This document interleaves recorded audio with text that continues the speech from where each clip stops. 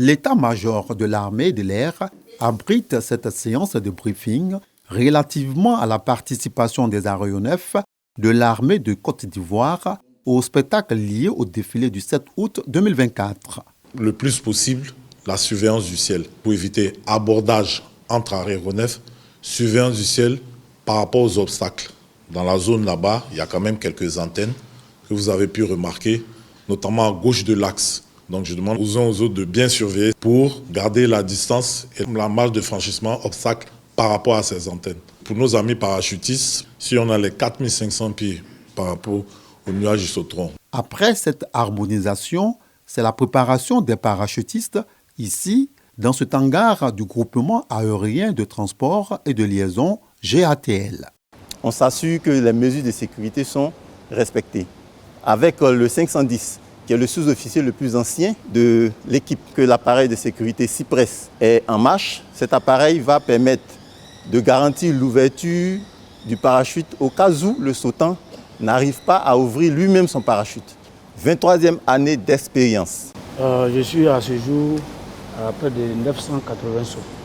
Une fois ces dispositions sécuritaires prises, place à l'embarquement dans l'hélicoptère de type Mi-17. Même l'équipe de reportage doit se conformer aux règles sécuritaires. Une fois dans le ciel, il faut s'assurer que les conditions climatiques soient propices avant le saut. Au bout de 2, voire 3 tentatives, les chuteurs sont largués. Rendez-vous au sol.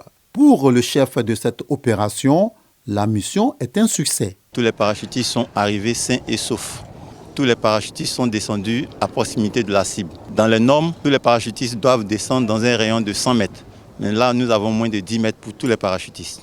6 parachutistes sont ainsi préparés pour offrir un beau spectacle ce 7 août.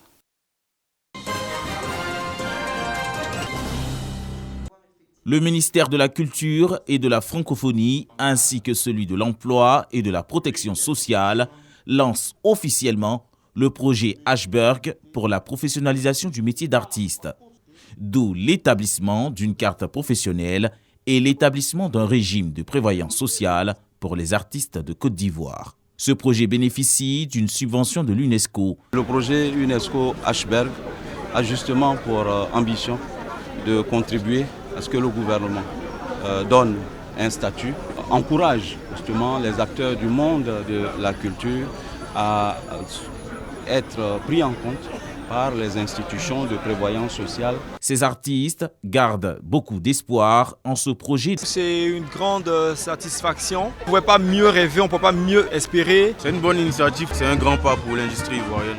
C'est une opportunité, c'est pour notre bien et notre bonheur. On va maintenant nous reconnaître de façon statutaire. Il n'y a rien de bien au-dessus de ça. Projet porté par la ministre Françoise Remarque et qui bénéficie de la solidarité gouvernementale à travers le ministre Adama Kamara. À partir de cette cérémonie, tout ce qui a été pendant longtemps la hantise de nos artistes, c'est-à-dire la préservation de leur dignité quand ils sont en activité et quand ils cessent d'être en activité, sera réglé.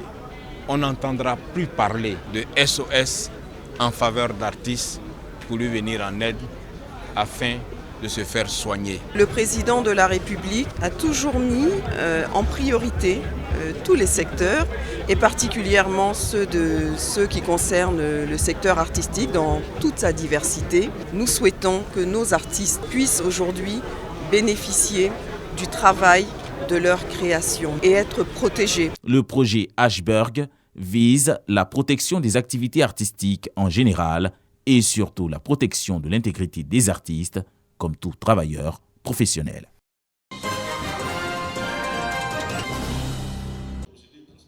Ils sont des communicateurs, des correspondants de presse et autres acteurs des médias. Ils sont réunis au sein de l'Union des communicateurs et agents de presse de la région du Tchologo, en abrégé UCAPT. Ils ont désormais un seul objectif: contribuer efficacement au développement de la région du Tchologo. On compte utiliser effectivement les moyens que nous avons, nos écrits, nos émissions et aussi notre façon de communiquer pour non seulement mettre la lumière sur les potentialités économiques de notre région, partie effectivement un Tchologo encore plus fort.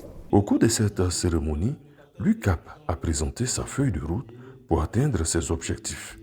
Remise de cadres de membres et de gilets de presse pour assainir le milieu ont également marqué la cérémonie. Une initiative saluée par Souleymane Sissoko, cadre de la région et parrain de cette union. Jean-Pierre Sori, préfet de la région du Tchologo, n'a pas manqué d'inviter les communicateurs et agents de presse à faire preuve de cohésion et de responsabilité. La presse a sa place, son rôle à jouer, sa responsabilité à assumer. Il faut lui accorder donc cette place pour qu'elle nous permette d'aller de l'avant, parce que nos générations à venir ont besoin de savoir ce qui s'est passé en 90, ce qui s'est passé en 2000, ce qui s'est passé en 2020. Mais c'est la presse qui assure tout ce rôle d'écriture de notre histoire. Cette cérémonie, il faut le noter, est une grande première dans le Tchologo.